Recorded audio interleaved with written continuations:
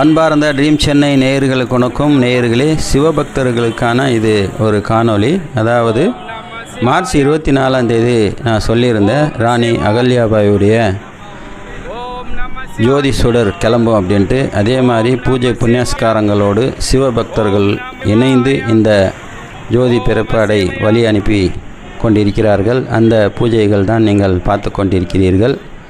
இது வருகின்ற வழி பார்த்திங்கன்னா, ராமநாடு, சிவகங்கை, காரைக்குடி, புதுக்கோட்டை, திருச்சி, துறையூர், பெரம்பலூர், திருவண்ணாமலை, ஆத்தூர் இது போன்ற நகரங்கள் வழியாக அத்திப்பள்ளி போய் சேரும், கர்நாடகாவில் போய் சேரும் என்பதை பக்த கோடிகளுக்கு தெரிவித்துக் கொள்கிறோம். இவங்க யார் அப்படின்னு நீங்கள் கேட்கலாம். ஆமாங்க, 18ஆம் நூற்றாண்டில் இளம் விதவையாக இருந்தவங்க. அதாவது அந்த நேரத்துலலாம் பார்த்திங்கன்னா உடன்கட்டை ஏறுவாங்க. புருஷன் செத்துட்டா பொண்டாட்டி உடன்கட்டை ஏறிடணும். ஆனால் இவங்க அப்படி பண்ணாமல், ஒரு அரசர் இறந்து போயிட்டார், ஸோ அந்த அரசாணை நாம தான் ஏற்றி நடத்த வேண்டும் என்று ஒரு பெண்மணி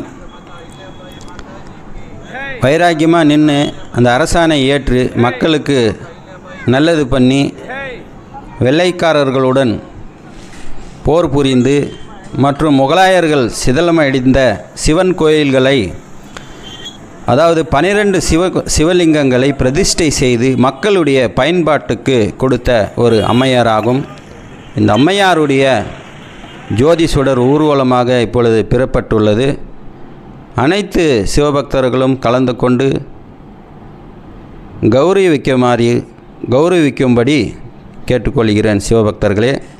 அதாவது பிறப்படும் ஊர்கள் ராமநாடு,